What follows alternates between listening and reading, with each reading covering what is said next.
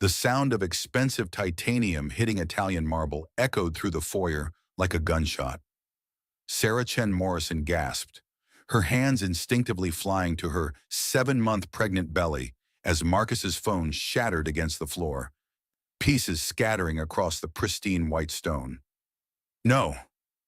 Marcus, the baby.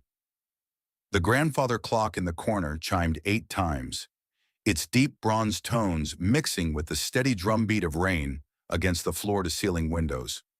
Sarah's heels clicked across the marble as she bent awkwardly to retrieve the largest pieces of the destroyed phone, her movements careful despite the sharp pain radiating across her abdomen. Marcus Morrison stood frozen in the doorway to his home office, his perfectly pressed shirt wrinkled from where he'd grabbed it in frustration. At 45, he still carried himself with the arrogant confidence that had built his tech empire. But tonight his usual composure had cracked completely. "Listen to me," he said, his voice tight with barely controlled rage. "I don't have time for your paranoid questions about Singapore. The Yamamoto deal is worth $50 million. Do you understand what that means?" Sarah straightened slowly, plastic fragments cutting into her palm. "I understand that this is the 3rd trip this month. I understand that you won't tell me why your assistant needs to go with you every single time. And I understand," she said, her voice growing steadier with each word, "that you just threw your phone at your pregnant wife." The baby kicked hard against her ribs, as if sensing the tension crackling through the air. Sarah thought about that morning's doctor's appointment, how Dr. Martinez had smiled and said everything looked perfect. The baby was healthy, active, right on schedule. Now she felt a sharp cramping sensation that made her breath catch. "It slipped," Marcus said, but his eyes darted away from hers. "I wasn't aiming at you." "Don't be so dramatic." "Dramatic," Sarah repeated the word slowly, honestly amazed at how quickly her millionaire ex-husband could rewrite reality to suit his narrative. "Marcus, you screamed at me for asking about your travel schedule, then hurled your phone across the room. It hit me before it hit the floor." "You're being hysterical. Pregnancy hormones make women—" "We're going to the hospital," Sarah interrupted, her voice cutting through his explanation like a blade. Marcus was already reaching for his backup phone, the same model and the same titanium case. "It's probably nothing. The baby's fine. You're fine. I have a conference call with Tokyo in 20 minutes. We're going now." The words came out harder than Sarah intended, carrying a tone she hadn't used with her husband in months, maybe years. Something in her voice made Marcus look up from his screen for the first time all evening. Really look at her. Sarah stood in the middle of their marble foyer, expensive heels clicking on broken phone fragments, one hand pressed to her belly and the other bleeding slightly from the plastic shards. Her dark hair had escaped its careful chignon, and her silk maternity dress was wrinkled from bending over.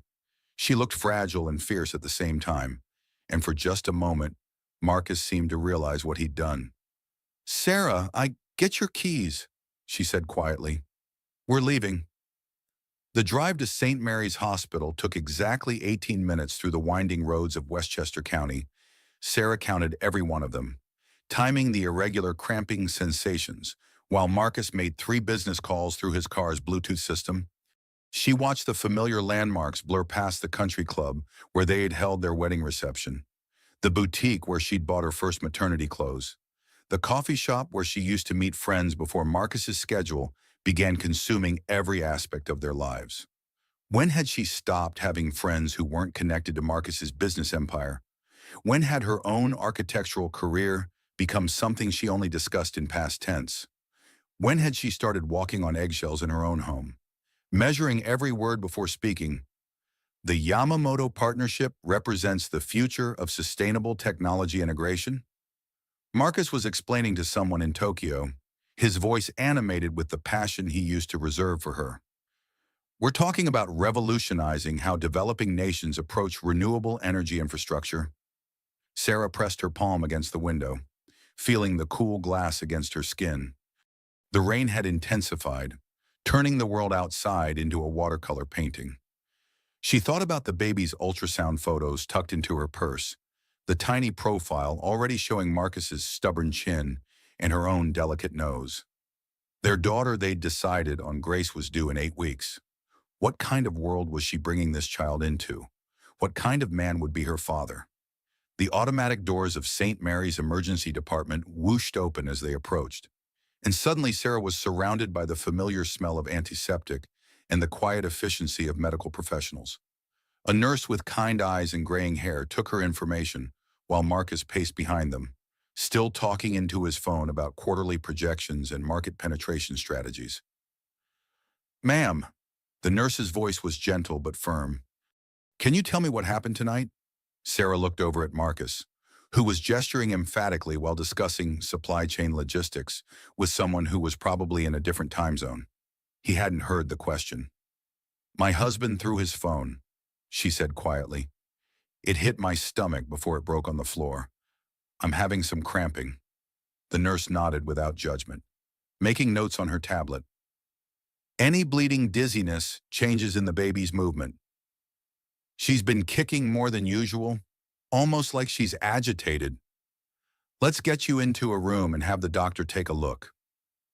As they walked down the sterile corridor, Sarah caught her reflection in the darkened window of a patient room. She looked smaller than she remembered, somehow diminished despite her pregnancy. When had that happened? When had she become the kind of woman who quietly accepted her husband's anger as the price of financial security behind them? Marcus's voice echoed off the hospital walls as he explained to someone that he might need to reschedule tomorrow's board meeting. His priorities remained crystalline clear. Even now, 20 minutes later, Sarah lay on a narrow hospital bed, listening to the steady rhythm of her daughter's heartbeat through the fetal monitor. The sound filled the small examination room like a lullaby, strong and consistent and reassuring. Dr. Patricia Williams entered with the quiet confidence of someone who had spent 2 decades delivering babies and managing medical emergencies. She was a tall African-American woman in her 50s, with silver-streaked hair pulled back in a practical bun and eyes that seemed to notice everything. "Good evening, Sarah. I'm Dr. Williams. Let's take this one step at a time and see how you and baby Grace are doing."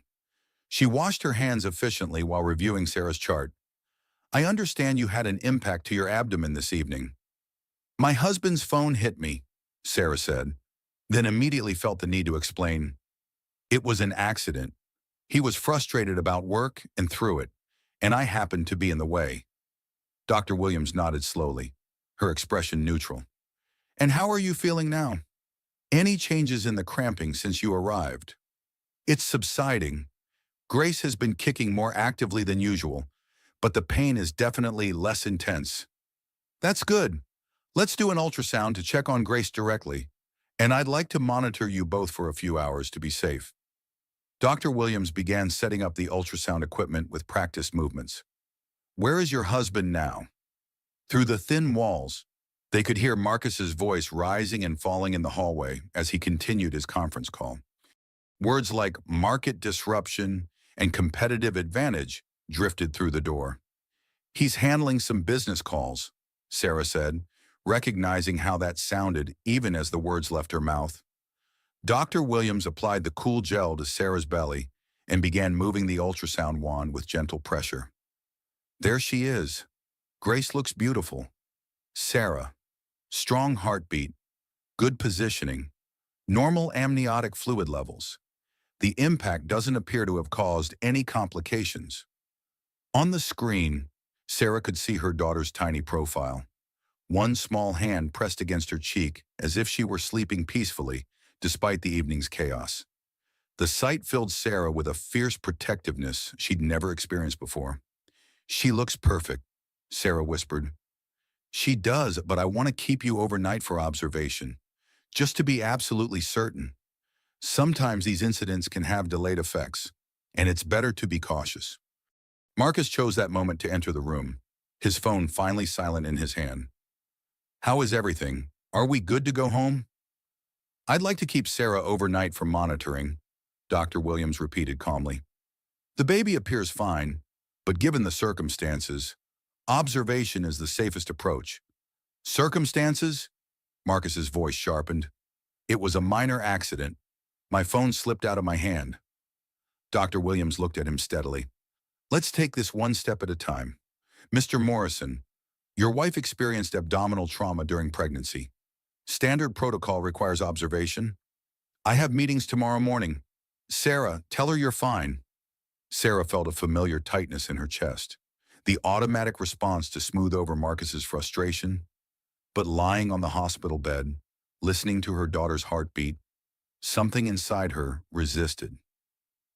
I'd like to stay, she said quietly. Marcus stared at her for a moment. Then his phone buzzed with an incoming call. This is Yamamoto's people. I need to take this. He stepped back into the hallway, and within seconds his voice was carrying through the thin walls again. Dr. Williams waited until his voice faded before speaking. Sarah, in my 20 years practicing obstetrics, I've learned to recognize when women are walking on eggshells. Can you tell me more about what happened tonight? The question hung in the air between them. Sarah looked at the ultrasound screen, where Grace's tiny hand had moved to cover her eyes, and suddenly the words began spilling out. He's been traveling constantly for the past 6 months, always with his assistant, always for deals that require complete secrecy. When I ask questions, he tells me I'm being paranoid or hormonal. Tonight I asked why Melissa needed to go to Singapore again, and he exploded. Sarah paused, her throat tight. He called me ungrateful, said I didn't appreciate the lifestyle he'd provided. Hey, has he ever thrown things before? Not at me directly, but yes. When he's frustrated, things get broken. Usually his own belongings, but sometimes mine. He replaced my laptop last month after throwing it during an argument about my prenatal appointments. Dr. Williams made careful notes in Sarah's chart. Has the anger increased during your pregnancy? Everything has increased. The travel, the secrecy, the irritability. He says it's because the business is expanding internationally. But honestly, I think he resents the pregnancy, like it's inconvenient timing for his career goals. You know, Sarah, in my 20 years here, I've learned that money doesn't protect anyone from becoming a victim. Sometimes it just makes the cage more beautiful. The words hit Sarah like a physical blow. A cage. Was that what her life had become? A beautiful, marble-floored, designer-decorated cage. She thought about her sister Jenny's expression last week when they'd met for lunch. The way Jenny had carefully asked if Sarah was happy, if she felt supported, if Marcus was excited about becoming a father. Sarah had given all the right answers, the answers that protected her husband's reputation and her own pride. But they hadn't been true answers. I keep telling myself that he's under enormous stress, Sarah continued, the words coming faster now. That building a company requires sacrifice from both spouses. That his success benefits our family's future. But honestly, Dr. Williams, I'm starting to feel like I'm just another acquisition he made. Valuable enough to maintain, but not important enough to actually consider. That must be very isolating. It is. I used to have friends, a career, opinions about things. Now I spend most of my time alone in our house, waiting for him to come home from business trips I'm not allowed to ask about. Through the wall, Marcus's voice rose as he apparently disagreed with someone about implementation timelines. Dr. Williams glanced toward the sound, then back at Sarah. I'm going to give you some information before you leave tomorrow, she said quietly, about support groups for women in your situation. You don't have to use it, but I want you to know it exists. I'm not sure I'm ready for that kind of thing. That's okay, but promise me something. Sarah, start paying attention to how you feel when your husband comes home. Notice whether you're relaxed or tense, happy to see him, or bracing for conflict. Your instincts are trying to tell you something important. Marcus returned just as Dr. Williams was finishing her notes. Okay, crisis averted with Tokyo. Can we wrap this up and get home? I have the Kensington meeting at 7 a.m. Your wife will be staying overnight, Dr. Williams repeated firmly. You're welcome to stay with her or return in the morning. Staying overnight seems excessive for a minor bump, but fine. Sarah, I'll pick you up first thing tomorrow. Try to get some rest and don't worry about any of this. He leaned down to kiss her forehead, his touch gentle but somehow perfunctory. Everything's going to be fine. After he left, promising to handle the morning meetings remotely so he could collect her early, Sarah lay in the quiet hospital room listening to Grace's heartbeat on the monitor. The baby had settled into a peaceful rhythm, apparently reassured by the calm environment. For the first time in months, Sarah felt herself truly relaxing. No footsteps in the hallway to interpret, no phone calls to avoid interrupting, no mood to carefully assess before speaking. Just the gentle beeping of medical equipment and the knowledge that both she and Grace were safe. She was still thinking about Dr. Williams's words when sleep finally claimed her. Money doesn't protect anyone from becoming a victim. Sometimes it just makes the cage more beautiful. Outside her window, the rain continued falling on Westchester County, washing the streets clean. The next morning, sunlight streamed through the hospital window as Sarah's sister arrived carrying a thermos of homemade congee and an expression of barely contained fury. Jenny Chen burst through the door like a small typhoon, her marketing executive energy filling the sterile room with warmth and urgency. At 35, she was 3 years younger than Sarah, but had always been the more outspoken sister, the one who asked uncomfortable questions and refused to accept unsatisfying answers. "Babe, what the hell happened?" Jenny set the thermos on the bedside table and immediately began fussing with Sarah's pillows. "Marcus called me at midnight with some story about you being clumsy and falling, but when I talked to the nurse this morning, she said something about abdominal trauma." Sarah felt the familiar urge to protect Marcus's reputation, to smooth over the ugly reality with a more palatable version. "We had an argument. He threw his phone, and it hit me by accident. It's not as dramatic as it sounds." "He threw his phone at you." Jenny's voice rose dangerously. "While you're 7 months pregnant, babe. That's not an argument. That's assault." "Jenny, please keep your voice down. It was an accident." "Was it, though?" Jenny pulled a chair close to the bed and sat down, her dark eyes serious. "Sarah, I've been worried about you for months. You've become so quiet, so careful around him. That's not the Sarah I grew up with." Before Sarah could respond, Marcus appeared in the doorway with an enormous bouquet of white roses and an expression of remorseful concern that looked perfectly rehearsed. "Jenny, good to see you. Thank you for coming." He set the flowers on the windowsill and moved to kiss Sarah's cheek. "How are you feeling this morning, sweetheart?" "Any pain?" "Much better. Dr. Williams says Grace is completely fine." "Thank God. I've been up all night worrying." Marcus perched on the edge of the bed, taking Sarah's hand in both of his. "Sarah, I owe you a massive apology. Last night was completely unacceptable. The stress of this Yamamoto deal has me acting like someone I don't recognize." Jenny watched this performance with undisguised skepticism, but Marcus continued earnestly. "I've already called Dr. Peterson about starting anger management counseling, and I want to take you away from all this stress. What do you think about a baby moon to Hawaii? We could leave next week, stay at the Four Seasons. Just relax on the beach before Grace arrives." Sarah felt a familiar flutter of hope. This was the Marcus she'd fallen in love with, thoughtful, generous, willing to acknowledge his mistakes and make grand gestures to correct them.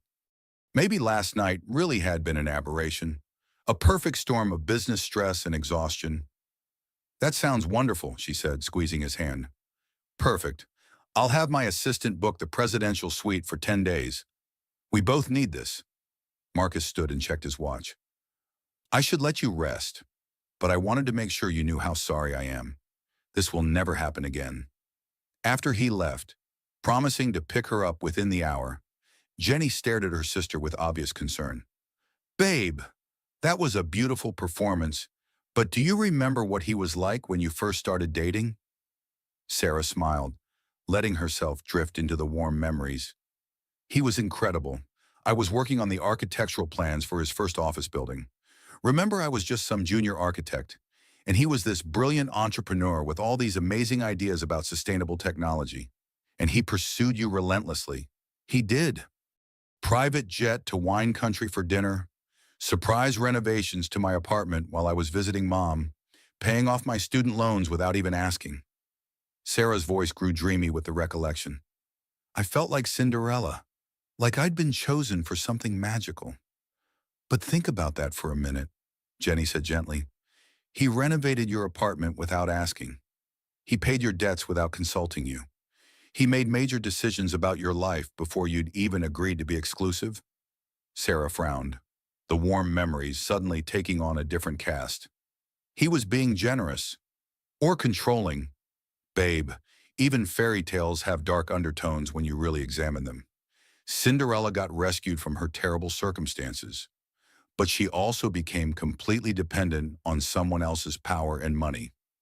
Before Sarah could respond, a soft knock interrupted them. Dr. Williams entered with Sarah's discharge papers and a folder of information. Good morning, Sarah. How are you feeling? Much better. Thank you. Grace has been quiet all morning. Excellent. I have your discharge instructions here, and I've included some information about local support groups and counseling services. Dr. Williams handed over the folder with a meaningful look. Just in case you ever want to talk through any challenges you might be facing. After Dr. Williams left, Jenny picked up the folder and flipped through it. Support groups for women in difficult marriages, she read aloud. Babe, your doctor thinks you need this kind of help. She's just being thorough. It's probably standard information they give to all patients. Is it? Though, have you ever asked yourself why Marcus has been traveling so much during your pregnancy? Why he gets angry when you ask simple questions? Why you've stopped seeing your friends or talking about your own career? Sarah felt a sharp defensive reaction rising in her chest. Jenny, you don't understand the pressure he's under. Building an international company requires what? Throwing things at his pregnant wife, making you afraid to ask questions, isolating you from everyone who cares about you. I'm not isolated. When's the last time you called Rebecca or Amara? When's the last time you made a decision without first considering Marcus's reaction? The questions hit Sarah like physical blows. Rebecca and Amara had been her closest friends since architecture school, but she realized with growing horror that she hadn't spoken to either of them in months. Marcus had gradually made it clear that he found their girls' nights frivolous, their career ambitions unrealistic, their influence on Sarah questionable. They're busy with their own lives, Sarah said weakly. Or maybe you've become someone they don't recognize. The Sarah I grew up with had opinions about everything. She wanted to design affordable housing projects and change how cities approach sustainable development. That Sarah would never have accepted being screamed at for asking where her husband was going on business trips. Sarah stared at the folder in her hands, thinking about the enthusiastic young architect she'd been just 3 years ago. That woman had won awards for her innovative designs, had been featured in Architectural Digest for her work on green building standards, had dated several men without ever feeling the need to change herself to accommodate their preferences. When had she stopped being that person? Maybe you're right, she said quietly. Maybe I have changed.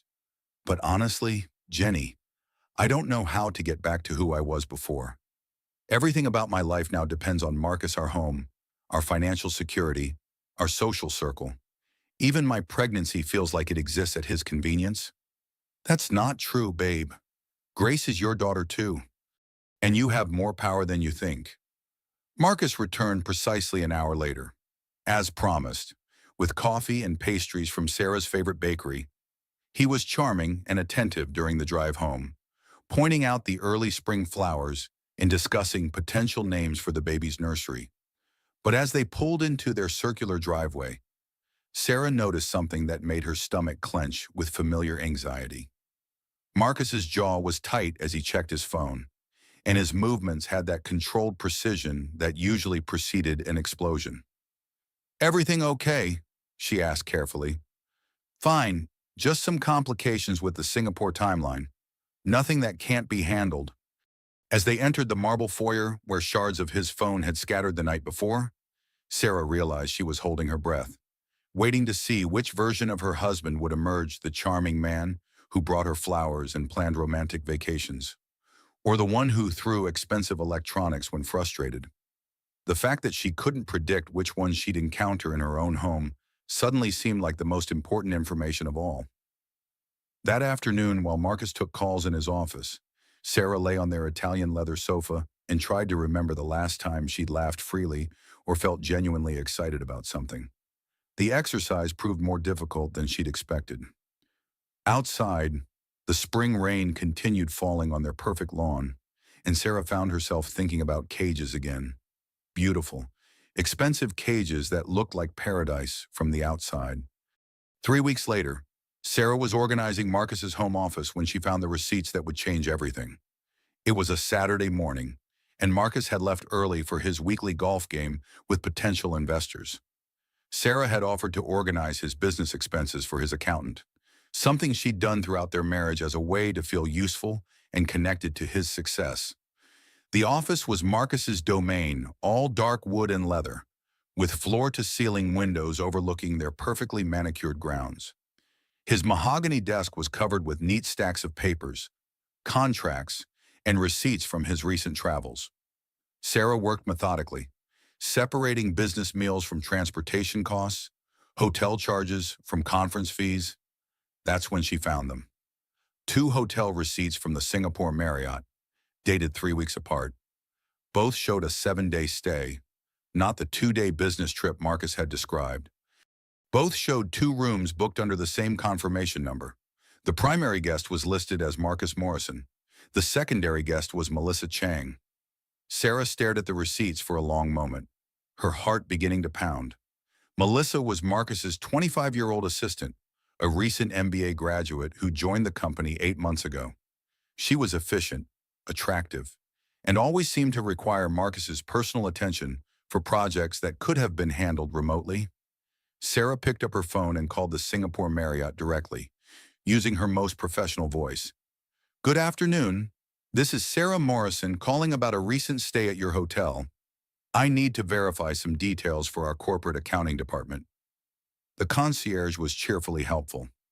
Yes, Mr. Morrison and Miss Chang had stayed in adjoining suites on the executive floor. Yes, they dined together each evening at the hotel's restaurant. Yes, Miss Chang had charged spa services to the room. No, there hadn't been any other business associates with them during their stay. Sarah hung up and sat in Marcus's leather chair, staring at the receipts spread across his desk.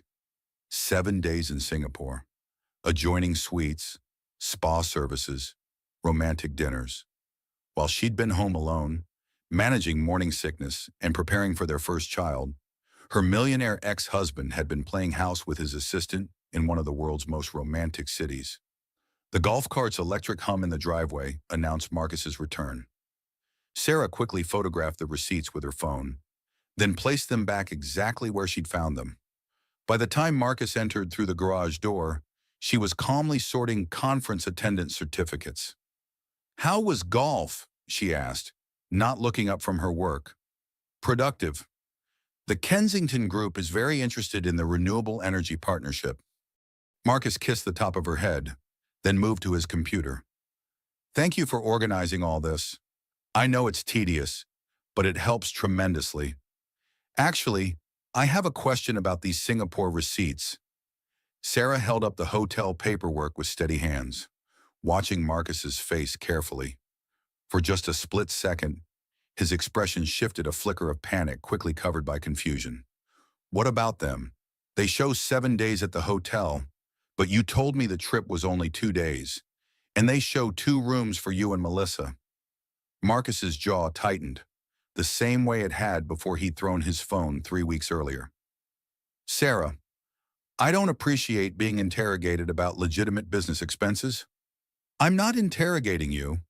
I'm asking about a discrepancy in your travel records. The trip got extended due to complications with the deal structure. Melissa needed to stay for the additional meetings. 2 rooms were required for propriety reasons." His voice was rising with each word.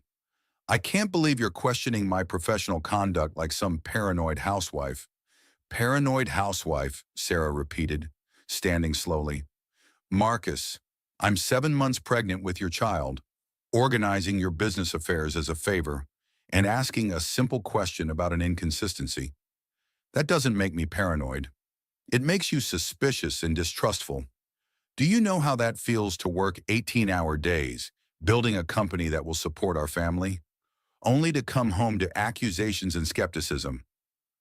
Marcus grabbed the receipts from her hands and threw them at her, the papers scattering across the office floor. You want to know the truth? Yes. The trip was extended. Yes. Melissa was there the entire time. She's brilliant. She's dedicated. And she doesn't spend her time creating drama about travel schedules. Creating drama. Sarah's voice remained steady despite the fury building in her chest. I asked one question about business expenses. You're implying that I'm having an affair with my assistant? That's not a question about expenses. That's an accusation about my character. I didn't say anything about an affair. You did. The words hung in the air between them like a challenge. Marcus stared at her for a moment, his face flushed with anger, then turned and stormed out of the office. Sarah heard the front door slam, then the roar of his BMW pulling out of the driveway with excessive speed. She stood alone in his office, surrounded by scattered receipts and the lingering scent of his expensive cologne. Slowly, she began collecting the papers from the floor. As she worked, she thought about their conversation, replaying each exchange with growing clarity. Marcus hadn't denied having an affair, he'd simply deflected her question and turned her into the villain for asking it. She thought about her mother's advice when she'd gotten engaged. Watch how a man treats service workers and family pets. That tells you everything about his character. Marcus had always been charming to waiters and had genuinely loved their golden retriever, Max. But lately, even Max seemed nervous around him, staying close to Sarah when Marcus was home. Maybe the warning signs had been there all along, hidden beneath the expensive gestures and financial security. Marcus returned 4 hours later, carrying takeout from Sarah's favorite Thai restaurant and acting as if nothing had happened. He announced that he'd booked their Hawaii baby moon for the following month and expected her to be grateful for his thoughtfulness. I've arranged for the presidential suite at the Four Seasons Maui, he said, unpacking pad thai and spring rolls with elaborate care. 10 days of complete relaxation before Grace arrives. No work calls, no business meetings, just us. Sarah watched him create this performance of normalcy and devotion, recognizing it now as another form of manipulation. The explosion followed by grand romantic gestures, designed to make her doubt her own perceptions and feel guilty for questioning his behavior. That sounds lovely, she said, because it was easier than fighting. That night, Sarah lay awake while Marcus slept peacefully beside her, one arm possessively draped across her pregnant belly. She felt the baby kicking against her ribs. Grace seemed more active at night, as if she could sense her mother's restless energy. For the first time in their marriage, Sarah felt more alone lying next to her husband than she ever had when she was actually single. The realization was terrifying and liberating at the same time. She thought about Dr. Williams's words about beautiful cages, and Jenny's questions about the last time she'd made a decision without considering Marcus's reaction. Most importantly, she thought about the kind of mother she wanted to be for Grace, strong, independent, honest about difficult truths. Outside their bedroom window, the early spring rain continued falling on Westchester County, and Sarah began to understand that some storms were necessary for growth. 2 days before the Hawaii trip, Marcus's mother arrived for her monthly lunch, and Sarah overheard a conversation that shattered her remaining illusions about her marriage. Eleanor Morrison swept into their home like visiting royalty, her silver hair perfectly coiffed and her designer suit impeccably tailored. At 72, she still carried herself with the rigid posture of old money and social expectations, but her sharp blue eyes missed nothing. "Sarah, darling, you look tired," Eleanor announced, air-kissing her daughter-in-law's cheeks. "Pregnancy suits you, but you need more rest. Marcus works you too hard." Sarah had always appreciated Eleanor's directness, even when it stung. "I'm feeling well, thank you. Grace has been very active lately." Indeed, active babies become energetic children. I should know Marcus was constantly in motion from the moment he could crawl. They settled in the living room while Sarah prepared lunch in the adjacent kitchen. The open floor plan allowed her to hear Eleanor's phone conversation when she thought she was alone, and the words stopped Sarah's hands mid-motion over the salad preparation. "No, Catherine was right to leave when she did, Eleanor was saying quietly into her phone. Marcus has always had a pattern with women charming pursuit, expensive gestures, then increasing control and isolation. Sarah is just like the others, young and naive and easily impressed by wealth. Sarah set down her knife and moved closer to the kitchen doorway, her heart pounding. The pregnancy makes it more complicated. Of course, Eleanor continued. Catherine left before children were involved, which was wise. But Sarah seems to be realizing what kind of man she married. I saw the fear in her eyes last month when Marcus raised his voice about something trivial. Catherine, Marcus's first wife, whom he'd always described as unstable and unfaithful. According to Marcus, Catherine had been jealous of his success, resentful of his travel schedule, and had ultimately had an affair with her personal trainer before demanding an expensive divorce settlement.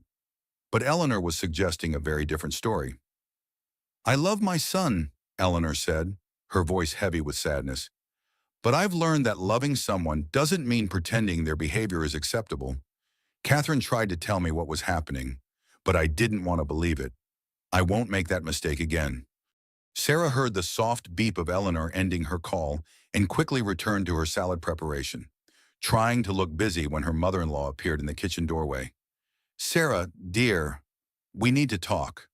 They moved to the dining room, where Eleanor accepted a glass of sparkling water and studied Sarah's face with uncomfortable intensity. Who were you talking to about Catherine? Sarah asked directly, abandoning any pretense that she hadn't overheard. Eleanor didn't look surprised. My therapist. Actually, I've been seeing her since Catherine left, trying to understand my role in what happened. Marcus told me Catherine was unfaithful, that she had problems with jealousy and spending. Catherine was many things, but unfaithful wasn't one of them. Eleanor sipped her water carefully. She left because Marcus became increasingly difficult after their first year of marriage. Critical of her friends, dismissive of her career, angry when she questioned his travel schedule or spending habits.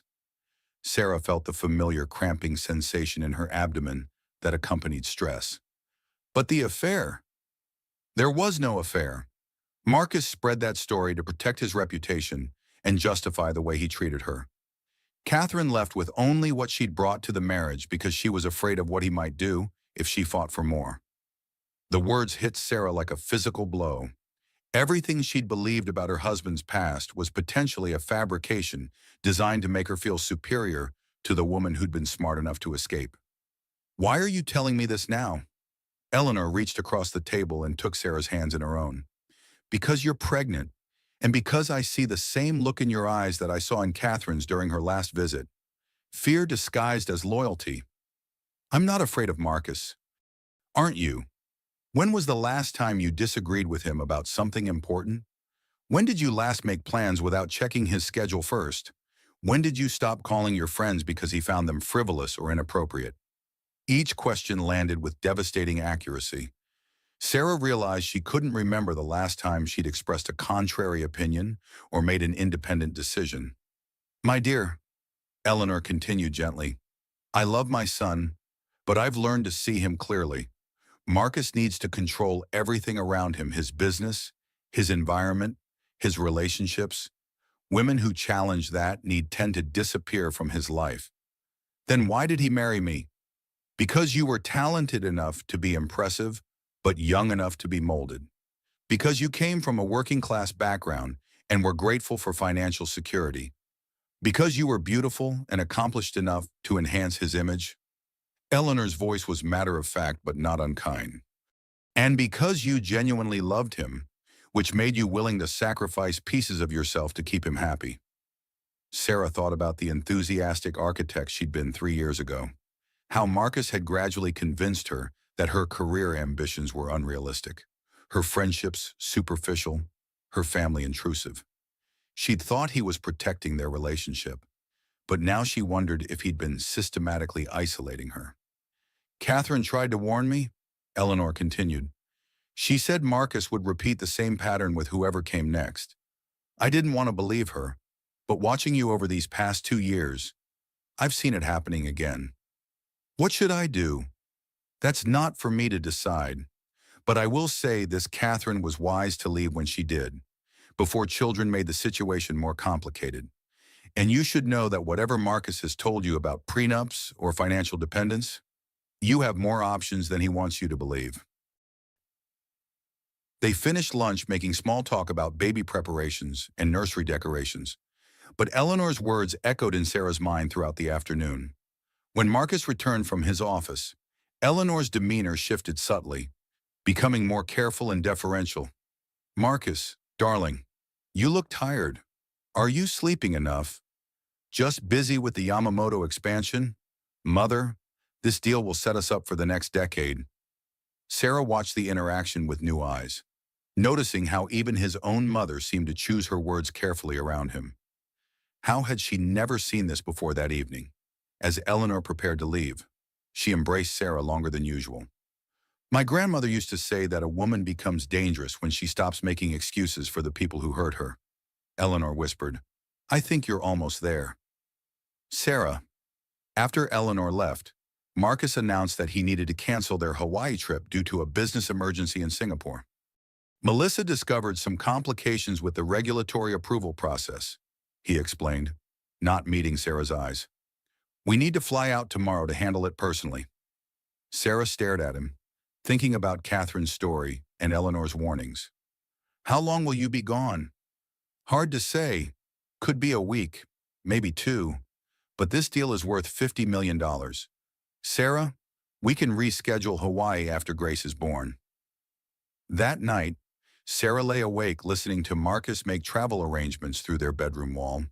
She heard him booking 2 rooms at the Singapore Marriott, confirming spa appointments, making dinner reservations for 2. Her millionaire ex-husband was taking his assistant on what was essentially a romantic vacation while his pregnant wife sat home alone. And he expected her to be grateful for the financial opportunities this represented. For the first time since their marriage began, Sarah felt something stronger than fear or sadness. She felt angry. And as Eleanor had predicted, anger was far more dangerous than grief. Instead of packing for Hawaii, Sarah found herself sitting in Dr. Martinez's office the following Tuesday, watching her blood pressure readings with growing concern.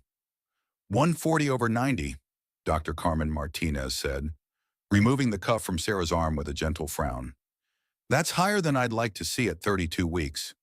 Are you experiencing unusual stress at home?"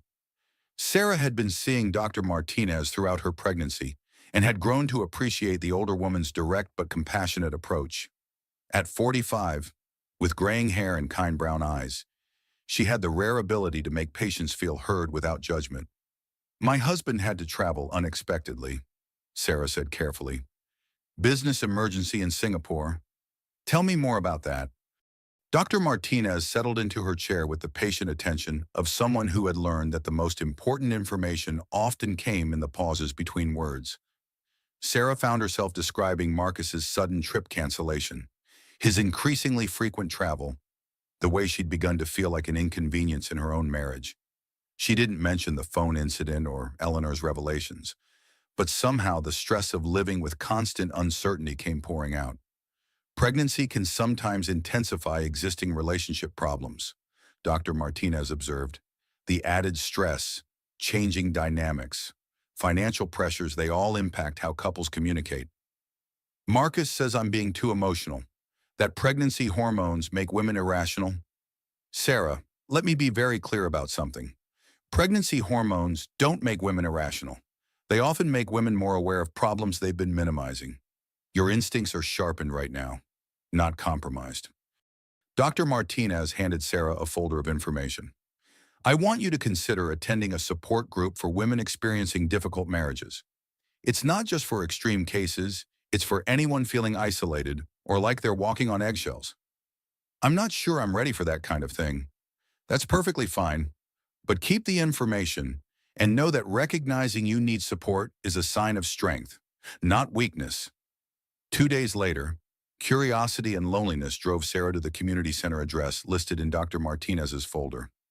The support group met in a cheerful room with comfortable chairs arranged in a circle, and Sarah was surprised by the diversity of women present, young and older, professional and working class, from various ethnic backgrounds and life circumstances. The group leader, a social worker named Maria Santos, had warm eyes and an immediately trustworthy presence. "We have a new member today. Sarah, would you like to introduce yourself?" "I'm Sarah. I'm 7 months pregnant, and I'm married to someone who travels constantly for business. Lately, I've been feeling very alone in my marriage, like I'm not allowed to have opinions or ask questions." Several women nodded with recognition, and Sarah felt a surprising sense of relief at being understood without needing to explain or justify. "That isolation is very common," Maria said. "Emotional abuse often begins subtly undermining confidence, restricting independence, creating financial dependence disguised as generosity." Over the next hour, Sarah listened to stories that felt uncomfortably familiar. Women whose husbands controlled their social circles, monitored their spending, dismissed their concerns as overreactions. The details were different, but the patterns were identical. During the break, Sarah connected with Lisa, a nurse in her early 30s who was going through a divorce from her surgeon husband. "How did you know it was time to leave?" Sarah asked. "When I realized I was more afraid of staying than of leaving," Lisa replied simply. "When I understood that my children were watching me accept unacceptable treatment and learning that love looks like fear." After the meeting, Lisa and Sarah exchanged phone numbers, and for the first time in months, Sarah felt like she had a genuine friend, someone who understood her situation without judgment or advice. That weekend, while Marcus was still in Singapore, Sarah met Lisa for coffee at a small cafe in town. It was the first social plan she'd made in months that wasn't connected to Marcus's business or social obligations. "Tell me about your marriage before things got difficult," Lisa said, stirring sugar into her latte. Sarah described the early days with Marcus, the romantic gestures, the financial security, the feeling of being chosen by someone powerful and successful. But as she spoke, she began to notice details she'd previously overlooked. "He paid off my student loans without asking," she said slowly. "At the time, I thought it was incredibly generous, but he also did it before I'd agreed to move in with him, which made it harder to say no to the relationship escalating." "Financial control often starts as generosity," Lisa observed. "My ex bought me a car during our second month of dating. Beautiful gesture." "Right, except it meant I became dependent on his insurance, his maintenance schedules, his approval for where I could drive it." Sarah thought about her current life living in Marcus's house, depending on his income, having no independent financial resources beyond her small savings account. When had gratitude become dependency? "The scariest part," Lisa continued, "is how gradually it happens. Each compromise seems reasonable in isolation. You give up friends who cause drama, skip career opportunities that might interfere with his schedule, stop expressing opinions that might create conflict. Before you know it, you've disappeared into someone else's life." That afternoon, Sarah called Jenny for the first time in weeks. Her sister's voice was immediately concerned. "Babe, I've been worried about you. How are things?" "Honestly, not good. Marcus is in Singapore again, supposedly for business, but I think he's having an affair with his assistant." "Oh, Sarah, I'm so sorry. Are you okay?" "I think I am. Actually, for the first time in months, I'm seeing my situation clearly instead of making excuses for it." They talked for 2 hours, with Jenny offering both emotional support and practical advice. "You know you have options, right? You don't have to stay in a marriage that makes you miserable, even if you're pregnant. I keep thinking about Grace, though. What kind of life can I give her as a single mother? A life where she sees her mother being strong and independent? A life where she learns that women don't have to accept poor treatment for financial security?" That night, Sarah sat in her empty mansion, feeling the baby kick against her ribs while she looked through the support group information Dr. Martinez had provided. For the first time in her marriage, she felt more hopeful than afraid. Her millionaire ex-husband might have money and power, but Sarah was discovering something more valuable. A network of women who understood her situation and believed she deserved better. The baby kicked again, as if agreeing with her mother's newfound clarity. The annual Children's Hospital fundraiser was supposed to be Marcus's moment to shine, with Sarah as his perfect pregnant wife accessory, but instead it became the night her beautiful cage finally cracked open completely. The Marriott ballroom glittered with 500 guests, including Marcus's business associates, Sarah's former colleagues from the architecture firm, and most of Westchester County's social elite. Sarah wore a flowing navy maternity gown that cost more than most people's monthly salary. Her hair swept into an elegant chignon, playing the role she'd perfected over 3 years of marriage. Marcus looked magnificent in his custom tuxedo, charming donors and investors with his vision for sustainable technology partnerships. He introduced Sarah to potential clients as my brilliant wife, the architect, but his hand remained possessively on her lower back, guiding her conversations and steering her away from topics he deemed inappropriate. During the silent auction, Sarah found herself standing with Richard Yamamoto, her former boss from the architecture firm, and his wife Helen. She hadn't seen Richard in over a year, not since Marcus had convinced her that maintaining professional relationships might create conflicts of interest with his business dealings. "Sarah, you look radiant," Helen said warmly. "When are you due?" "6 weeks. We're having a daughter, Grace." "How exciting. Are you planning to return to work after she's born?" The question hung in the air like a challenge. Sarah glanced across the room at Marcus, who was deep in conversation with potential investors, but seemed to have one eye on her at all times. "I've been thinking about it, actually," Sarah said, surprising herself with her honesty. "I miss the creative challenges of architecture. Maybe something part-time initially, focusing on sustainable housing projects." Richard's face lit up. "That's wonderful to hear. The firm has been developing an affordable housing initiative that would be perfect for your expertise. We've been specifically looking for someone with your background in green building standards." "Really?" Sarah felt a flutter of excitement she hadn't experienced in months. "That sounds exactly like the kind of work I dreamed about doing." "Let's definitely talk more about it," Richard said, pulling out his business card. "Call me after Grace arrives, and we'll explore how to make this work for everyone." At their dinner table, Sarah couldn't contain her enthusiasm as she described the potential opportunity to the other guests. "Sustainable, affordable housing has always been my passion. The chance to design homes that are both environmentally responsible and financially accessible feels like exactly what I should be doing with my career." Marcus's jaw tightened almost imperceptibly, but he maintained his charming smile for their tablemates. "Sarah's always been idealistic about her work," he said with what sounded like affection but felt like dismissal. "Pregnancy has made her nostalgic for her career days." "It's hardly nostalgia," Sarah replied, her voice growing firmer. "It's recognizing that I have skills and expertise that could benefit people who need good housing options." The conversation moved on to other topics, but Sarah could feel the tension radiating from Marcus like heat from a furnace. During the charity auction, his hand gripped her arm just slightly too tightly when applauding, and his responses to her comments became increasingly curt. Later, near the silent auction tables displaying vacation packages and artwork, Marcus cornered Sarah behind a display of tropical getaway options. "What the hell do you think you're doing?"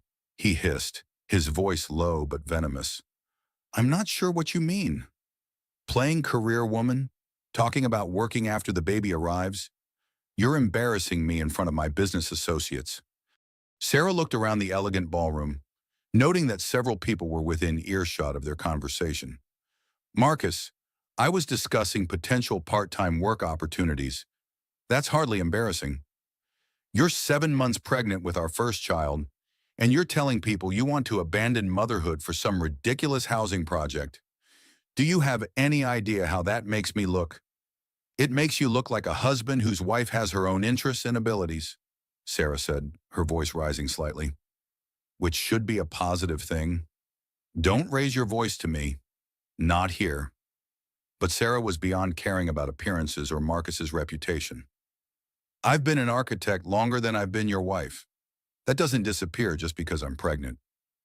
"It does if you want this marriage to work. My wife doesn't need to work. My wife should be focused on our family, not chasing some fantasy about designing houses for poor people. The words carried further than Marcus intended, and Sarah saw several familiar faces turn toward them with obvious concern. Richard Yamamoto was standing close enough to hear everything, his expression shifting from surprise to understanding. "I think we should continue this conversation at home," Sarah said quietly, humiliation burning in her cheeks. The drive back to Westchester was a 40-minute nightmare of Marcus's continuous criticism. He berated Sarah for undermining his authority, for making him look like a controlling husband, for prioritizing her selfish career fantasies over their family's needs. "You have everything any woman could want," he said, his voice growing louder with each mile. "A beautiful home, financial security, a husband who's built an empire to support you. And you repay that by announcing to my business partners that you're dissatisfied with being my wife? I never said I was dissatisfied with being your wife. I said I missed using my professional skills. Same thing. If you were happy in this marriage, you wouldn't need external validation from some pointless job." When Sarah tried to respond, Marcus slammed his hand on the dashboard so hard that the glove compartment popped open, spilling registration papers and emergency supplies across the floor. "Don't interrupt me," he shouted. "I'm tired of your selfishness, your ingratitude, your constant need for attention and drama." Sarah pressed herself back against the passenger seat, one hand protectively covering her belly. Grace was kicking frantically, as if sensing her mother's distress and fear. In that moment, sitting in a luxury car with her millionaire ex-husband screaming at her about gratitude and submission, Sarah realized she was genuinely afraid of her own husband. Not just annoyed or frustrated, but afraid of what he might do next. "I'm sorry," she said quietly, falling back on the automatic response that had kept their marriage peaceful for months. "You should be. And when we get home, you're going to call Richard Yamamoto and tell him you're not interested in any work opportunities. You're going to focus on being a mother and a wife, like you promised when you married me." That night, while Marcus slept peacefully beside her, Sarah called Jenny from their master bathroom, whispering into her phone like a teenager sneaking calls after curfew. "I need help," she said simply. "I can't do this anymore." "Thank God," Jenny replied immediately. "I've been waiting for you to realize that. What do you need? I don't know yet. But I know I can't raise Grace in a house where her mother is afraid to have opinions or career ambitions. I can't teach her that love looks like walking on eggshells. Then we'll figure out how to get you both somewhere safe. Tom's a family law attorney. Remember, let me talk to him about your options." For the first time in months, Sarah felt like she might have a way forward that didn't involve endless compromise and diminishing returns. Her narcissistic abuse was finally clear to her, and she was ready to start planning her escape.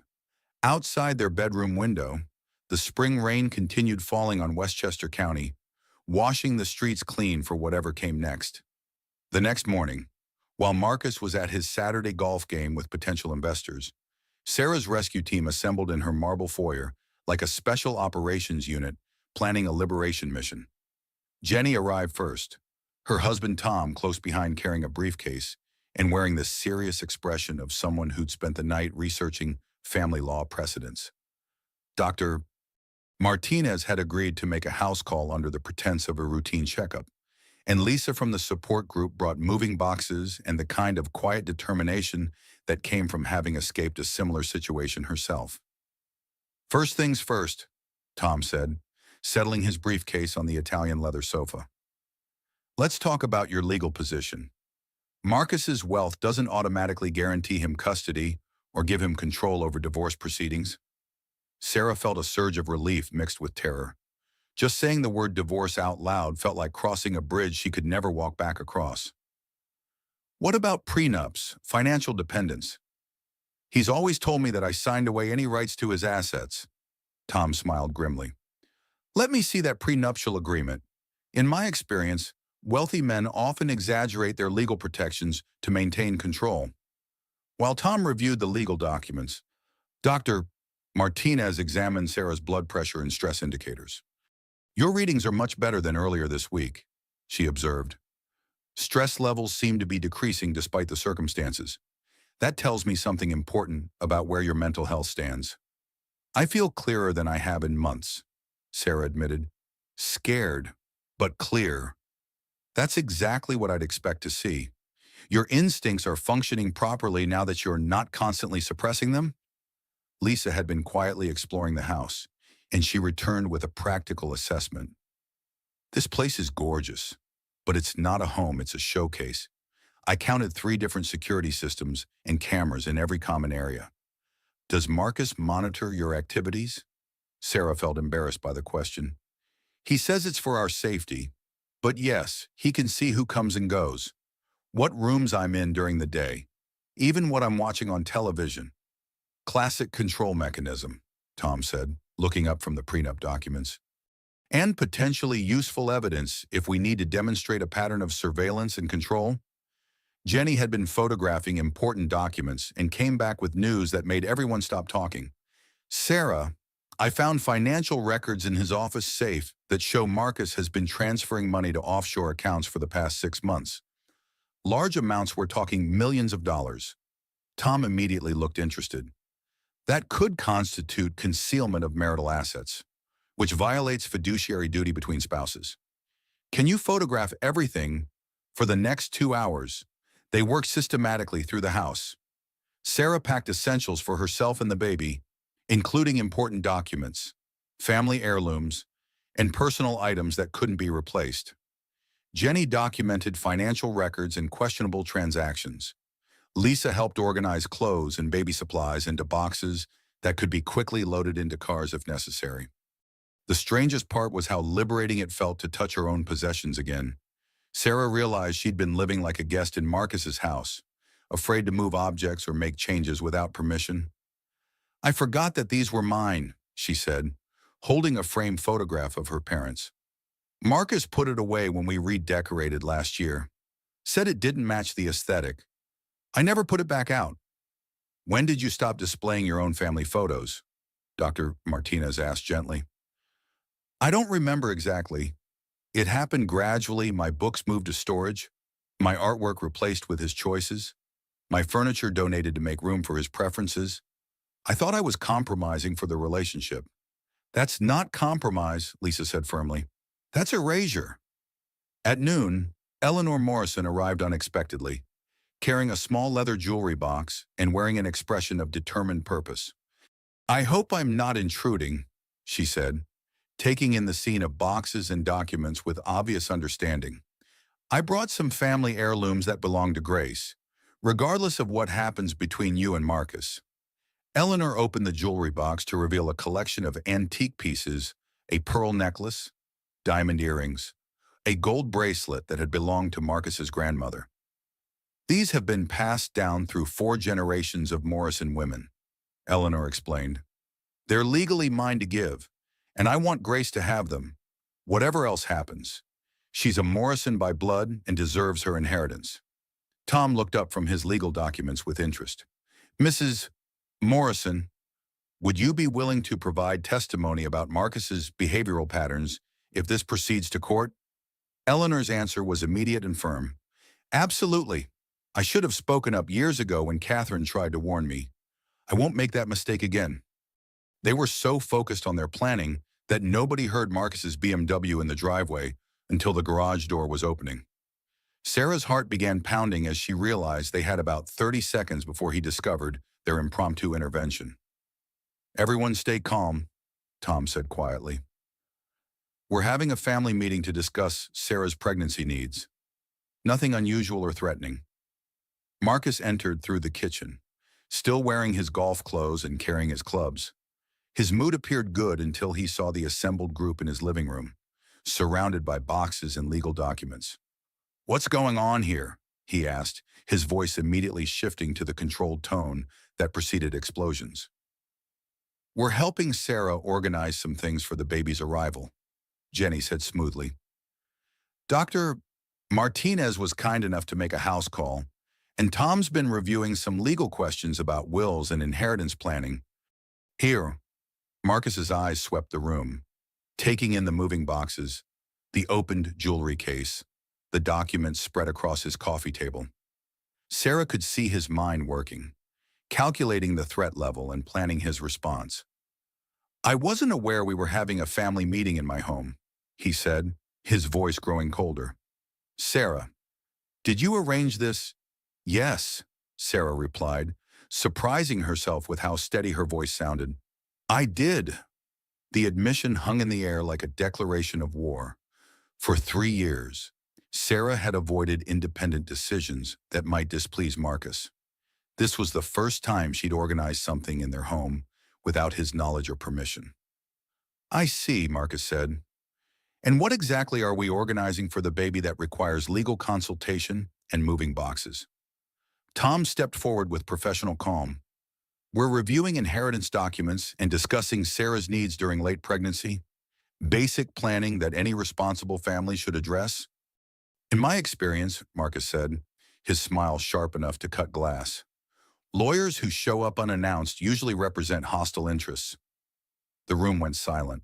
Sarah realized this was the moment of truth. She could either retreat into familiar patterns of appeasement, or she could stand her ground with the support of people who actually cared about her well-being. Tom is here because I asked him to help me understand my legal options, Sarah said, her voice growing stronger with each word. I've been feeling isolated and controlled in this marriage, and I wanted to know what resources are available to women in my situation. Marcus's mask of civility finally cracked completely. Your situation, he exploded. Your situation is being married to a millionaire who provides everything you could ever want. Your situation is living in a mansion while carrying the child of a man who's built an empire for your security. My situation, Sarah replied, standing up slowly, is being married to a man who throws things when angry, monitors my activities with security cameras, and screams at me for having career aspirations. Get out, Marcus said, pointing toward the door. All of you, this is my house, and I want you gone immediately. Actually, Tom said calmly, this is the marital residence, which gives Sarah equal rights to invite guests and make decisions about household management. Eleanor stood up with regal dignity. Marcus, you're embarrassing yourself. These people are trying to help Sarah navigate a difficult pregnancy, and you're behaving like a petulant child. Don't you dare lecture me, Mother. You have no idea what I've built or what I've sacrificed to provide for this family. I know exactly what you've built, Eleanor replied sharply. I also know what you've destroyed in the process. Sarah looked around the room at her support network, her sister, her doctor, her friend, her lawyer, even Marcus's own mother, all standing united in their belief that she deserved better treatment. For the first time in 3 years, she felt truly powerful. I'm leaving, she said simply, her voice steady and clear. Grace and I deserve better than this. The words hung in the air like a benediction, and Sarah realized she meant them completely. Marcus's voice echoed through the marble foyer as he realized his perfect life was unraveling in real time, witnessed by an audience he couldn't intimidate or control. You're not taking my daughter anywhere, he said, his usual charm completely abandoned. You think you can manipulate me with this dramatic performance? You think I'll just let you walk away from everything I've built? Sarah remained calm, supported by the physical presence of 5 people who believed in her strength. I'm not taking Grace away from you, Marcus. I'm taking her away from an environment where her mother is afraid to have opinions. Afraid? Marcus laughed bitterly. You've never been afraid of anything. You've been spoiled, pampered, given every luxury imaginable. And this is how you repay my generosity, by recruiting my own mother and a team of lawyers to destroy our marriage. Tom quietly activated his phone's recording function, holding it discreetly at his side. Mr. Morrison, no one here wants to destroy anything. We're simply ensuring that Sarah understands her legal rights and options. Legal rights. She signed a prenup. She has no claim to any assets I acquired before our marriage, and she's contributed nothing to my business success during our marriage. If she wants to leave, she can walk away with exactly what she brought, nothing. Eleanor stepped forward with icy composure. Marcus, you're revealing exactly why Catherine left you. This belief that women are acquisitions to be managed rather than partners to be respected? Don't bring Catherine into this. Catherine was unstable and vindictive, just like Sarah is becoming. Catherine was intelligent enough to recognize narcissistic abuse when she experienced it, Eleanor replied sharply. And I was too blinded by maternal loyalty to support her. I won't make that mistake again. Marcus turned his fury on his mother. Narcissistic abuse. You're going to side with a woman who's trying to destroy your own son's family. I'm siding with the truth, Eleanor said calmly. I've watched you isolate Sarah from her friends, dismiss her career aspirations, and treat her like a beautiful accessory rather than an independent person. That's not love, Marcus. That's ownership. Dr. Martinez spoke up with medical authority. Mr. Morrison, I've been monitoring Sarah's stress levels throughout her pregnancy. Her blood pressure and anxiety symptoms have improved dramatically since she began addressing these relationship concerns. That tells me something important about the source of her distress. You're all insane, Marcus said, his voice rising to dangerous levels. I work 18-hour days to build financial security for our family. I've given Sarah a lifestyle most women can only dream about. I've been patient with her mood swings and pregnancy hormones. And this is my reward, a conspiracy to portray me as some kind of villain. Lisa, who had remained quietly supportive until now, finally spoke. Sarah, does this sound familiar? The part where he makes himself the victim and claims everyone else is conspiring against him. Sarah nodded, recognizing the pattern from her support group discussions. It's exactly what you told me to watch for. How legitimate concerns get turned into persecution of the abuser. Abuser. Marcus's voice reached a new octave of outrage. I have never laid a hand on you. Sarah, I've provided everything you could possibly need or want. If providing luxury and financial security makes me an abuser, then every successful husband in America is guilty. Abuse isn't just physical violence, Jenny said firmly. It's throwing phones at pregnant wives. It's screaming at her for having career aspirations. It's monitoring her activities and isolating her from friends and family. For the first time since the confrontation began, Marcus seemed to realize he was losing control of the narrative. His business acumen kicked in, and he shifted tactics from rage to manipulation. Sarah, listen to me, he said, his voice suddenly softer and more pleading. These people don't understand what we have together. They don't see how much I love you, how hard I work to give you the best life possible. Pregnancy hormones are making you confused, but we can work through this together. Sarah felt the familiar pull of his charm, the desire to believe that love could fix everything wrong between them. But then she thought about Grace, kicking actively against her ribs, and what kind of woman she wanted her daughter to become. Marcus, do you remember what you said to me in the car last night? That I should be grateful for your money and stop having opinions that might embarrass you? That's not what I said. It's exactly what you said. Word for word. Tom recorded everything. Marcus's face flushed with anger. You recorded our private conversation. I recorded a verbal assault, Tom corrected calmly, which in New York State constitutes evidence of emotional abuse in custody proceedings. The room went silent as Marcus processed this information. Sarah could see him calculating the legal and financial implications, weighing his options like any other business decision. You know what, Marcus, Sarah said, her voice growing stronger with each word. You're right about one thing. I was grateful. I was so grateful for your money that I forgot I deserved respect, kindness, and basic human decency. I was so grateful for financial security that I forgot my own worth. She stood up slowly, her pregnant belly making the movement awkward but somehow more powerful.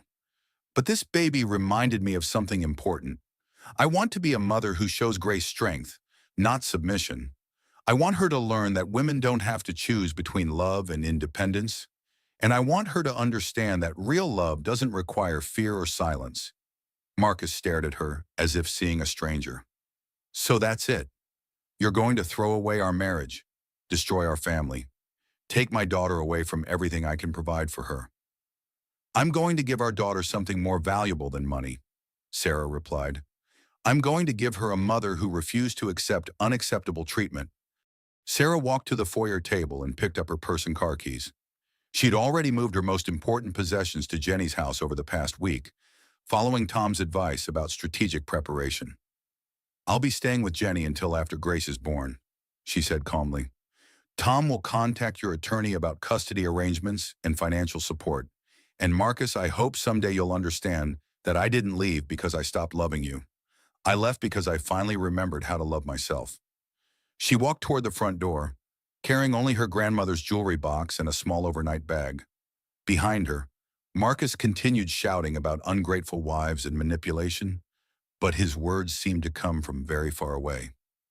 Jenny drove while Sarah sat in the passenger seat, watching their Westchester mansion disappear in the rearview mirror. For the first time in months, she felt like she could breathe deeply. "Are you okay?" Jenny asked. "I'm terrified," Sarah admitted. "But I'm more okay than I've been in years." That evening, in Jenny's comfortable guest bedroom, Sarah called Eleanor to thank her for her support. "My dear," Eleanor said, "I'm proud of you for finding the courage I couldn't manage 20 years ago. Marcus will try to punish you financially and emotionally, but you have more strength than you realize." That night, as Sarah lay in an unfamiliar bed listening to Grace's gentle movements, she whispered to her daughter, "We're going to be okay, little one. We're finally free." Outside Jenny's window, the spring rain had stopped, and Sarah could see stars for the first time in months. 6 months later, Sarah sat in her sunny new apartment, watching her 3-month-old daughter sleep peacefully in the afternoon light, streaming through windows Sarah had chosen herself. Grace Chen Morrison was everything the ultrasounds had promised: healthy, alert, and blessed with her father's stubborn chin and her mother's gentle eyes. She was currently sprawled across Sarah's lap in the relaxed abandon that only well-loved babies achieve. Having just finished nursing and fallen into the deep sleep of complete contentment, Sarah's one-bedroom apartment in White Plains was modest compared to the Westchester mansion, but every piece of furniture had been chosen for comfort rather than impression. The walls displayed her own photography and artwork, restored from storage after 3 years of hiding. Her architecture books filled built-in shelves, no longer banished to make room for someone else's preferences. Most importantly, the apartment felt peaceful. No security cameras monitored her movements. No expensive alarm system controlled her comings and goings. No marble floors created an echo chamber for shouted arguments. Grace could cry or laugh or babble without Sarah worrying about disturbing important business calls. The divorce had been finalized 2 months ago, with terms more favorable than Marcus had initially threatened. Tom's discovery of the hidden offshore accounts had strengthened Sarah's negotiating position considerably, and Eleanor's testimony about Marcus's behavioral patterns had influenced the custody arrangements. Marcus paid substantial child support and maintained legal visitation rights, but he'd shown little interest in actually spending time with Grace. His twice-weekly visits usually lasted an hour and seemed motivated more by legal obligation than parental affection. He brought expensive gifts and took photos for his social media, but he'd never changed a diaper or sat through a feeding. He loves the idea of being a father more than the reality of parenting. Sarah had explained to Dr. Martinez during Grace's 2-month checkup. Some men view children as extensions of their own ego rather than independent people deserving love and attention. Dr. Martinez had replied, "Grace will benefit more from one fully present parent than from 2 parents where one treats her as an accessory." Sarah had returned to Richard Yamamoto's architecture firm part-time when Grace was 8 weeks old, working 3 days a week on the affordable housing project she'd been passionate about for years. The work felt like returning to herself after a long illness, challenging, meaningful, connected to her deepest values about creating homes rather than showcases. Her colleagues welcomed her back with genuine enthusiasm, and Sarah realized how much she'd missed intellectual collaboration and creative problem-solving. Marcus had convinced her that her career ambitions were selfish distractions from family life, but working again had made her a happier, more fulfilled mother. The support group continued meeting weekly, and Sarah's friendship with Lisa had deepened into genuine sisterhood. Lisa was dating again a kind veterinarian who supported her career and enjoyed spending time with her children, and their relationship served as a healthy model for what love could look like without control or fear. "You look different," Lisa observed during their monthly coffee date. Younger somehow, even though you're sleep-deprived from new motherhood. Sarah adjusted Grace in her carrier, smiling as her daughter gurgled contentedly. I feel like myself again. It's amazing how much energy you have when you're not constantly walking on eggshells. Have you heard anything about Marcus lately? Eleanor calls occasionally with updates. Apparently, he's facing some legal troubles. 3 former female employees filed harassment complaints, including Melissa from Singapore. His company's board is conducting an investigation. Sarah felt no satisfaction in Marcus's professional difficulties, only a sense of validation that her instincts about his character had been accurate. The pattern of behavior she'd experienced wasn't unique to their marriage. It was how he treated all women who couldn't immediately escape his sphere of influence. What about financially? Are you managing okay? Sarah's divorce settlement, combined with her salary and a small inheritance from her grandmother that Marcus had never known about, provided genuine financial independence for the first time since college. She drove a reliable Honda instead of a luxury car, shopped at Target instead of designer boutiques. But every purchase was her own choice made with her own money. I'm more financially secure now than I ever was in that mansion, Sarah said. Turns out that having control over your own resources matters more than the size of those resources. Eleanor visited every Thursday afternoon, having transformed from distant mother-in-law to devoted grandmother. She brought homemade baby clothes, read stories to Grace in her precise patrician accent, and had become one of Sarah's most valued advisors. My dear, Eleanor had said during her most recent visit, watching you raise Grace has taught me what strength looks like. I wish I'd had your courage when Marcus was young enough to learn different patterns. You're helping now, Sarah had replied. Grace will grow up knowing she has a grandmother who supports women's independence and self-respect. During Grace's afternoon nap, Sarah often worked on freelance design projects from her kitchen table, sketching affordable housing concepts while her daughter slept nearby. The irony wasn't lost on her that she was doing her most meaningful professional work in a modest apartment rather than a $1 million home office. Her phone buzzed with a text from Jenny. Dinner Sunday, Tom's making his famous lasagna, and the kids want to see their cousin. Sarah smiled, typing back her acceptance. Sunday dinners at Jenny's house had become a weekly tradition, providing Grace with the extended family connections that Marcus's wealth had never offered. Jenny's children adored their baby cousin, and Tom treated Sarah like the sister he'd never had. The transformation in Sarah's family relationships had been remarkable. Free from Marcus's subtle discouragement of family connections, she'd rediscovered how much she enjoyed her sister's irreverent humor and her parents' practical wisdom. They visited monthly from California, marveling at Grace's development and expressing quiet pride in Sarah's courage. You know, her mother had said during their last visit, I was always polite about Marcus because he made you happy initially, but I never felt comfortable in that house. It was beautiful, but it didn't feel like you lived there. I didn't live there, Sarah had realized. I was just visiting someone else's life. As the afternoon sun shifted across her apartment, Sarah thought about the support group meeting scheduled for that evening. She'd begun co-facilitating sessions with Maria Santos, sharing her story with newly arrived women who were still trapped in the confusion and self-doubt that had once consumed her. The hardest part, she often told new group members, is trusting your own perceptions when someone you love consistently tells you those perceptions are wrong, but your instincts are trying to protect you. Learning to listen to them again is like recovering from a long illness. Last week, a young woman named Amanda had attended her first meeting, 8 months pregnant and married to a successful doctor who monitored her phone calls and controlled their joint bank account. Sarah had seen her own past reflected in Amanda's careful words and apologetic explanations. He says I'm too emotional to make financial decisions, Amanda had said, that pregnancy hormones make women irrational about money. Pregnancy hormones don't make women irrational, Sarah had replied firmly. They often make women more aware of problems they've been taught to ignore. Your instincts are functioning perfectly. You're here because something feels wrong, and you're right to trust that feeling. Women supporting women had become the foundation of Sarah's midlife transformation.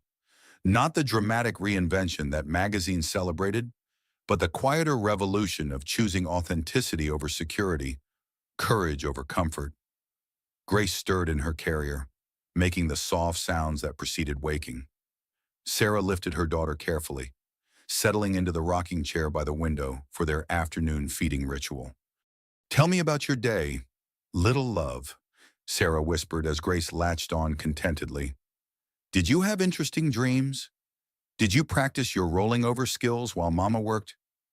Grace's dark eyes, so much like Sarah's own, gazed up with the focused attention that made every mother feel like the most fascinating person in the world.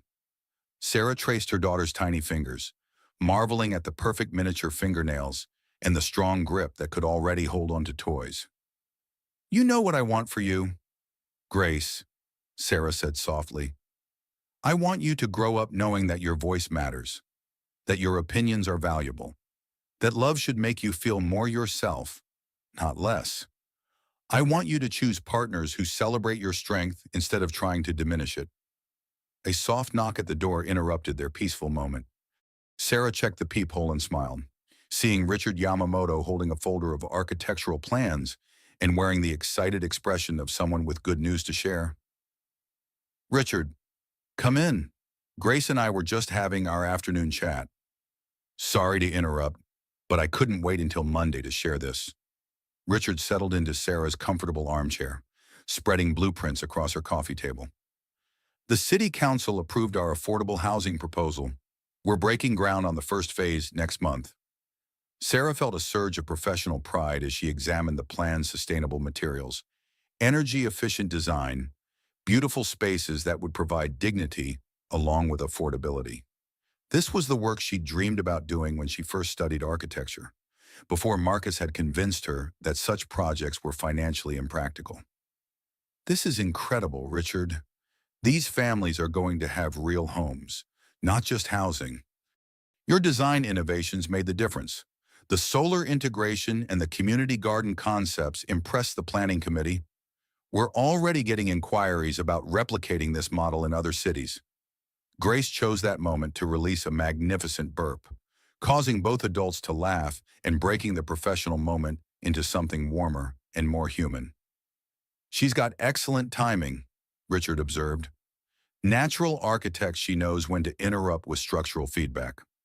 As Richard left with promises to discuss the next project phase on Monday, Sarah realized she felt something she hadn't experienced in years: uncomplicated happiness. Not the anxious gratitude that had characterized her marriage, but the genuine contentment that came from living authentically. That evening, at the support group meeting, Sarah shared her reflections with the circle of women who'd become her chosen family. "I used to think that leaving my marriage meant losing everything important," she said, Grace sleeping peacefully in her arms while Amanda and three other newcomers listened intently. "I thought financial security and social status were the most valuable things a relationship could provide." Maria Santos nodded encouragingly. "What did you discover instead?" "I discovered that the most valuable thing a relationship can provide is the freedom to be yourself completely. Everything else, the career satisfaction, the genuine friendships, the peaceful home environment, flowed naturally from that foundation." Amanda raised her hand tentatively. "But how do you know if you're strong enough to make it on your own? What if you can't provide the same lifestyle for your children?" Sarah looked down at Grace, who had wrapped her tiny fist around her mother's finger with the absolute trust that only babies possess. "You provide something more important than lifestyle," Sarah said firmly. "You provide an example of what it looks like when women refuse to accept unacceptable treatment. Your children will carry that lesson with them forever." After the meeting, Sarah drove home through the quiet streets of White Plains, Grace sleeping soundly in her car seat. The spring evening was warm enough to drive with the windows down, and Sarah felt the gentle air on her face like a blessing. Her apartment building was modest: no doorman, no marble lobby, no security cameras monitoring her arrival.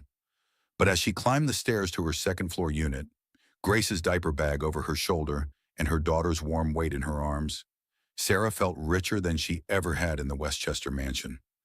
She settled Grace into her crib, watching her daughter's peaceful face in the soft glow of the nightlight. Tomorrow would bring new challenges, a design deadline at work, a pediatrician appointment for Grace, a phone call with Tom about adjusting the custody schedule to accommodate Marcus's travel demands. But tonight, in her small apartment, filled with her own choices and her daughter's gentle breathing, Sarah Chen Morrison was exactly where she belonged. She thought about the woman who had walked on eggshells through a marble mansion, afraid to express an opinion or make a decision without permission. That woman had confused wealth with worth, luxury with love, submission with partnership. Now, holding Grace in their small but peaceful apartment, she understood the difference between being provided for and being valued, between impressive architecture and genuine home, between expensive gifts and authentic respect. Sarah tucked her grandmother's jewelry box into Grace's closet, saving it for the day her daughter would be old enough to understand the stories behind each piece, stories of women who had found strength in each other, courage in crisis, and hope in new beginnings. As she prepared for bed, Sarah whispered a promise to the quiet apartment. "We're going to build something beautiful here. Grace, not with marble and money, but with love and independence and the knowledge that we deserve both." Outside her window, the lights of White Plains twinkled like stars, and Sarah finally understood that sometimes the most important midlife transformation was simply remembering who you were before someone else told you who to be. The baby monitor crackled softly with Grace's contented sighs, and Sarah fell asleep smiling, dreaming of sustainable housing projects and Sunday dinners and all the brilliant possibilities that opened up when women stopped making excuses for the people who hurt them.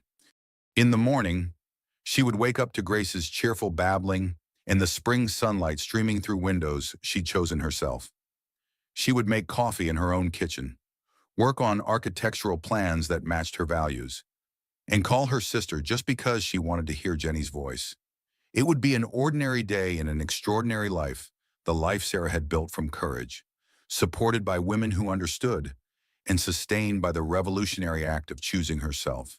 And in her crib, Grace Chen Morrison slept peacefully, already learning that love could exist without fear, that homes could be built on respect rather than wealth, and that the most important inheritance any woman could receive was the example of a mother who refused to disappear into someone else's story.